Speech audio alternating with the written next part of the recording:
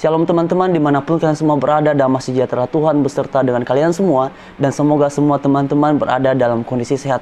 Nah teman-teman sekalian, dalam konten kali ini kita akan membahas mengenai pernyataan seorang ustadz yang mana ia menafsirkan salah satu bagian di dalam Alkitab, khususnya di dalam Perjanjian Baru, dan mengatakan bahwa orang kaya yang beragama Kristen itu tidak bisa masuk surga atau nggak bisa masuk surga. Nah teman-teman, mari kita dengarkan sama-sama pernyataan dari beliau ini, dan berikut adalah cuplikan singkatnya.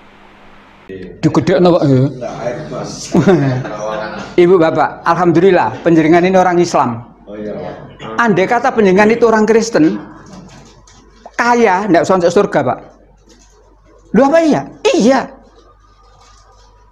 Menurut Alkitab, orang kaya tidak masuk surga. Padahal tidak sugi-sugi. Sing gegere gilap awak dhewe. Sing gegere montor gilap montore wong. Orang muda yang kaya. Ya langsung ayat 23 ya. Yesus berkata kepada murid-muridnya, "Aku berkata kepadamu, sesungguhnya sukar sekali bagi seorang kaya untuk masuk ke dalam kerajaan surga. Sekali lagi aku berkata kepadamu, lebih mudah seekor unta masuk melalui lubang jarum daripada seorang kaya masuk ke dalam kerajaan Allah." Coba. Kata orang itu, semuanya itu telah kuturuti sejak masa mudaku. Terus? Mendengar itu Yesus berkata kepadanya, masih tinggal satu hal lagi yang harus ada kau satu lakukan. lagi apa? Jualah segala yang kau miliki dan bagi-bagikanlah itu kepada orang-orang miskin. Maka engkau akan beroleh harta di surga. Kemudian datanglah kemari dan ikutlah aku. Ketika orang itu mendengar perkataan itu, ia menjadi amat sedih sebab ia sangat kaya. Coba orang kaya disuruh menjual hartanya memberikan pada orang miskin. Akhlak melarat. Lanjut.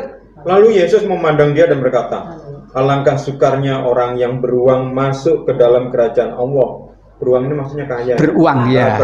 Beruang ya. Sebab lebih mudah seekor unta masuk melalui lubang jarum daripada seorang kaya masuk ke dalam kerajaan Allah. Coba inilah.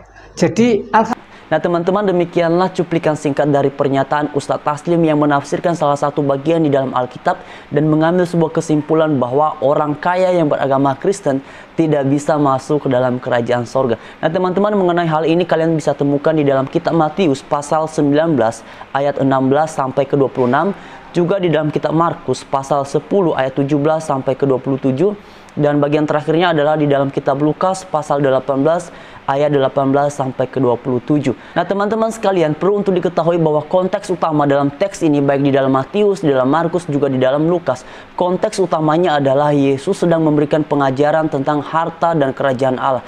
Nah pengajaran Tuhan Yesus mengenai harta dan kerajaan Allah ini sebenarnya bukanlah hal yang baru dicatat di dalam teks pasalnya, Matius pasal 19, juga Markus pasal 10, dan Lukas pasal 18. Kalau kita menelusuri Alkitab, maka kita akan menemukan bahwa pengajaran Tuhan Yesus mengenai harta dan kerajaan Allah ini juga bisa kita temukan misalnya di dalam Matius pasal 6 ayatnya yang ke-24, di mana Tuhan Yesus berkata bahwa tak seorang pun dapat mengabdi kepada dua tuan, karena jika demikian ia akan membenci yang seorang dan mengasihi yang lain, atau ia akan setia kepada yang seorang dan tidak mengindahkan yang lain. Kamu tidak dapat mengabdi kepada Allah dan kepada Mammon. Nah, pada bagian ini di dalam Matius pasal 6 ayat yang ke-24, di sini jelas bahwa Tuhan Yesus memberikan pengajaran tentang harta dan kerajaan Allah, dan di dalam ungkapan ini sangat jelas bahwa makna utamanya Allah menuntut loyalitas total dari setiap orang yang percaya kepadanya. Oleh karena itu, dalam bagian ini saya akan mencoba men-share kepada teman-teman semua mengenai gagasan utama yang terdapat dalam teks ini, baik di dalam Matius, di dalam Markus, maupun juga di dalam kitab Lukas. Nah teman-teman, yang perlu diingat bahwa di dalam teks ini, pokok pertama yang sedang dibicarakan adalah, atau yang menjadi persoalan utamanya adalah orang muda yang kaya raya. Jadi yang menjadi persoalan sebenarnya adalah bukan tentang hartanya, tetapi sikap orang muda ini terhadap harta yang dimilikinya. Itu poin yang pertama. Yang kedua adalah Tuhan Yesus juga mengajar tentang kerajaan Allah, seperti yang sudah saya katakan sebelumnya tadi, bahwa mengenai kerajaan Allah ini yang diajarkan oleh Tuhan Yesus tidak hanya baru dalam teks ini, tapi juga pada bagian-bagian sebelumnya, misalnya seperti di dalam Matius pasal 6 ayat yang ke-24 tadi. Selanjutnya teman-teman, mengenai ungkapan Tuhan Yesus di ayatnya yang ke-22 yang berkata kepada orang muda yang kaya ini, jualah seluruh hartamu.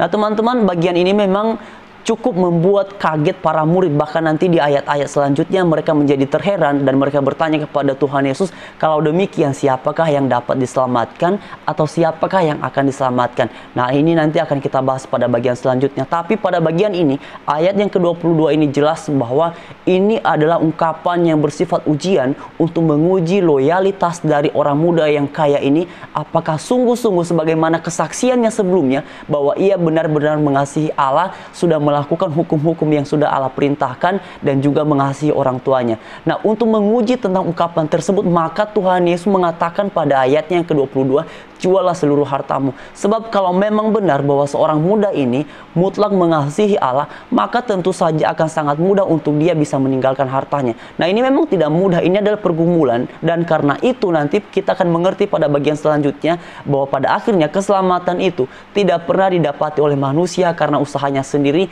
hingga kemudian nanti seperti yang Tuhan Yesus katakan pada ayat selanjutnya bahwa semuanya semata-mata karena kasih karunia Allah, dengan ungkapan apa yang tidak mungkin bagi manusia mungkin bagi Allah. Ucapan Yesus di ayatnya yang ke-23, Yesus berkata bahwa betapa sukarnya orang yang beruang masuk ke dalam kerajaan surga. Nah teman-teman, perlu untuk dicatat bahwa Alkitab menggunakan istilah sukar atau sulit, bukan tidak bisa masuk surga. Nah ini perlu untuk digarisbawahi, sebab Ustadz tadi mengatakan bahwa orang Kristen yang kaya itu tidak bisa masuk ke dalam kerajaan sorga. Dan hal itu tentu saja bertentangan dengan apa yang disampaikan oleh Alkitab. Sebab Alkitab sangat jelas berkata bahwa orang yang kaya itu sukar masuk sorga. Di garis bawah ya teman-teman, sukar, bukan tidak bisa. Jadi ini yang perlu untuk kita koreksi. Nah seperti yang saya katakan sebelumnya tadi, bahwa perkataan inilah yang kemudian sontak menggentarkan hati para murid. Dan kemudian mereka bertanya kepada Yesus, kalau demikian bagaimanakah seseorang bisa diselamatkan? Ataukah siapa yang akan diselamatkan kalau begitu? Makanya nanti kita melihat bahwa puncak dari pengajaran Tuhan Yesus dalam teks ini terdapat di dalam ayatnya yang ke-26. Kalau dalam kitab Matius pasal 19 ini, Tuhan Yesus pada akhirnya menjelaskan bahwa apa yang tidak mungkin bagi manusia adalah mungkin bagi Allah. Disinilah kita mendapatkan satu penjelasan yang sangat penting, bahwa pada akhirnya Tuhan Yesus memberikan sebuah penegasan kepada mereka bahwa apapun yang kamu kerjakan, perbuatan baik apapun yang kamu lakukan, itu tidak menyelamatkanmu. Sehingga Tuhan Yesus berkata pada ayatnya yang selanjutnya, di ayat yang ke-26, bahwa apa yang mustahil bagi manusia tidak mustahil bagi Tuhan, atau apa yang tidak mungkin bagi manusia adalah mungkin bagi Allah.